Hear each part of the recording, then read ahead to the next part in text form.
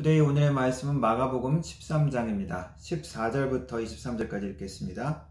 멸망에 가증한 것이 서지 못할 곳에 선 것을 보거든 잃는 자는 깨달을진저 그때 유대에 있는 자들은 산으로 도망할지어다. 지붕 위에 있는 자는 내려가지도 말고 집에 있는 무엇을 가지러 들어가지도 말며 밭에 있는 자는 겉옷을 가지러 뒤로 돌이키지 말지어다. 그날에는 아이벤 자들과 젖먹이는 자들에게 화가 있으리로다. 이 일이 겨울에 일어나지 않도록 기도하라. 이는 그 날들이 환난의 날이 되겠음이라. 하나님께서 창조하신 시초부터 지금까지 이런 환난이 없었고 후에도 없으리라. 만일 주께서 그 날들을 감하지 아니하셨더라면 모든 육체가 구원을 얻지 못할 것이거늘 자기가 택하신 자들을 위하여 그 날들을 감하셨느니라. 그때에 어떤 사람이 너희에게 말하되 보라 그리스도가 여기 있다 보라 저기 있다 하여도 믿지 말라. 거짓 그리스도들과 거짓 선지자들이 일어나서 이적과 기사를 행하여 할 수만 있으면 택하신 자들을 미혹하려 하리라. 너희는 삼가라. 내가 모든 일을 너희에게 미리 말하였노라. 아멘. 마가복음 11장부터 16장까지가 마가복음의 후반부 이야기입니다. 예수님께서 예루살렘 성에 들어가시고 십자가에서 죽으실 때까지의 이야기입니다. 십자가의 사건 바로 전에 이야기가 11장부터 13장의 이야기인데 예루살렘 성전을 중심으로 그 이야기가 구성되어 있습니다. 바로 성전에 들어가서 성전을 정결케 하신 이야기, 그리고 성전을 중심으로 한 유대인들의 지도자, 바리새인, 사두개인, 서기관들과 대적하는 그들의 질문에 대답하는 그러한 이야기가 나와 있습니다.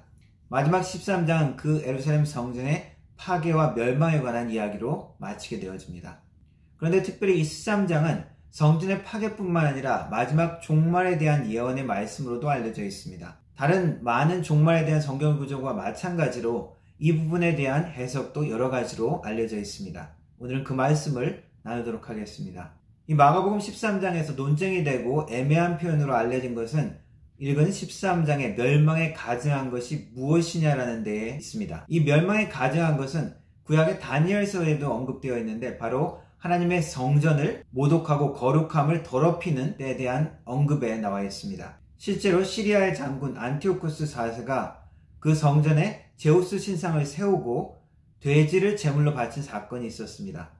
이 사건은 유대인들의 큰 반발과 증오를 일으켰고 그 사건을 계기로 유대인들은 반란을 일으키고 그 유명한 마카비 정부가 세워지는 사건이 일어납니다. 무언가 하나님의 거룩함을 모욕하고 그리고 그 거룩함을 더럽히는 파국적이고도 충격적인 그러한 사건, 그것과 관계된 것이 이 멸망에 가증한 것이라는 것입니다.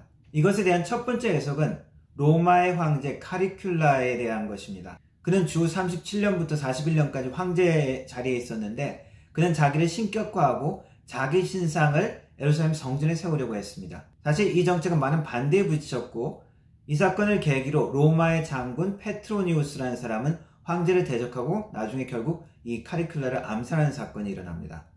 그런 카리큘라에 대한 해석이 첫 번째 해석이고, 두 번째 이 멸망에 가증한 것은 유명한 주 70년 있었던 로마의 티투스 장군이 예루살렘 성을 멸망시키고 그리고 성전까지 파괴하는 그러한 사건입니다. 이때 예루살렘 성을 포위하고 공방전을 벌이면서 많은 유대인들이 학살당했고 그리고 또 노예로 잡혀가기도 했습니다. 그러나 이 실제 이 전쟁의 사건과 이 성경의 모든 설명이 다 일치하지 않기 때문에 또 다른 어려움이 있습니다. 그 실제 전쟁 때 산으로 도망한 것이 아니라 예루살렘 성 안으로 피신을 했었고 그리고 이 사건은 겨울이 아니라 여름에 발생한 사건입니다. 세 번째 해석은 바로 데살로니가 후서에 나타난 내용과 연관되어지는데 종말에 대한 말씀을 하면서 종말 때 배교와 미혹하는 일이 일어날 것이다. 그리고 그때 하나님을 대적해서 자기를 높이고 하나님의 성전에 앉아서 자기를 하나님이라고 내세운 존재가 나타나는 그러한 언급을 합니다. 바로 하나님을 대적하는 적그리스도에 대한 이야기입니다. 바로 하나님의 자리를 모독하고 대적하는 말씀입니다. 그러나 이 세 가지 다 100% 성경 말씀의 설명과 다 일치하지 않기 때문에 해석에 어려움이 있습니다.